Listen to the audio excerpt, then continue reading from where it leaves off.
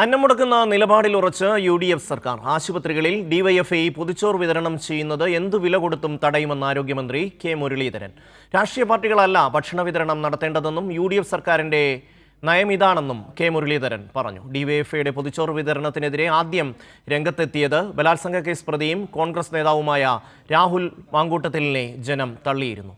അതേസമയം കോൺഗ്രസിന്റെ മുതിർന്ന നേതാവ് രമേശ് ചെന്നിത്തല പൊതിച്ചോറ് വിതരണത്തെ അഭിനന്ദിച്ച് അന്ന് രംഗത്ത് വന്നിരുന്നു. 10 വർഷക്കാലത്തിലേറെയായി ആശുപത്രികളിൽ DYFI നടത്തുന്ന പൊതിച്ചോറ് വിതരണത്തിൽ രാഷ്ട്രീയം കലർത്തുകയാണ് UDF സർക്കാർ.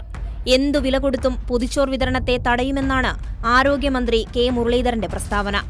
ഒരു കാരണവശാലും ഹോസ്പിറ്റൽ വളപ്പിൽ ആരും കയറാൻ സമ്മതിക്കില്ല, ഒരു പാർട്ടിയിന്. അവിടെ രാഷ്ട്രീയ പ്രവർത്തനം അതിന്റെ അകത്ത് വേണ്ട, പുറത്തുനിന്ന് എന്ത് വേണമെങ്കിൽ. ഈ രാഷ്ട്രീയ പ്രവർത്തനമല്ലല്ലോ ഒരു പൊതിച്ചോറ് കൊടുക്കുന്നത്. അതിന് കൊടുക്കുകയാണെങ്കിൽ പാർട്ടിയുടെ പേരും കൊടിയും വെച്ചിട്ടല്ല. അത് പ്രശ്നമുണ്ട്, തെറ്റാണത്. അങ്ങനെ തെറ്റാണ്, അത് സർക്കാർ സമ്മതിക്കില്ല.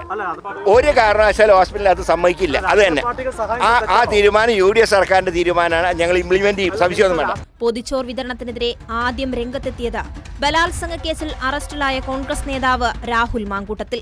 ആകെ ചെയ്യുന്ന പണിയെന്ന് പറയുന്ന പൊതിച്ചോറാണ്. ആ വിതരണത്തിന് പിന്നിലൂടെ നടക്കുന്ന അനാശാസ്യ നിയമവിരുദ്ധ ഏർപ്പാടുകളെ പറ്റി ഈ വേദിയിലൂടെ പറഞ്ഞില്ല. അങ്ങേയറ്റം അശ്ലീലമായ പ്രസ്താവന നടത്തിയ മാങ്കൂട്ടത്തിലിനെ ജനം തള്ളി. ലൈംഗികാരോപണ കേസിൽ പ്രതിയായ മാങ്കൂട്ടത്തിന്റെ രാജിവാർത്തയടങ്ങിയ പത്രത്തിൽ പൊതിഞ്ഞ ചോർ ആശുപത്രിയിൽ വിതരണം ചെയ്തതും കാലത്തിന്റെ കാവ്യനീതി.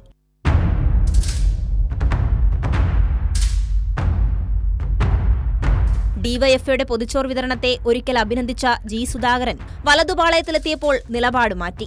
എന്നാൽ കോവിഡ് കാലത്തടക്കം DYFI നടത്തിയ പൊതിച്ചോറ് വിതരണത്തെ അഭിനന്ദിച്ച മുതിർന്ന കോൺഗ്രസ് നേതാവ് രമേശ് ചെന്നിത്തല DYFIയെ മാതൃകയാക്കണമെന്നാണ് യൂത്ത് കോൺഗ്രസുകാരോട് ആവശ്യപ്പെട്ടത്. പല മെഡിക്കൽ കോളേജിലും വർഷങ്ങളായി ഉച്ചയൂണിന് ഉച്ചപ്പൊതി നമ്മുടെ എല്ലാ വീടുകളിൽ നിന്ന് പൊതി കളക്ട് ചെയ്ത് അവിടെ കൊടുക്കുന്ന പദ്ധതി അവർ നടപ്പാക്കുന്നു.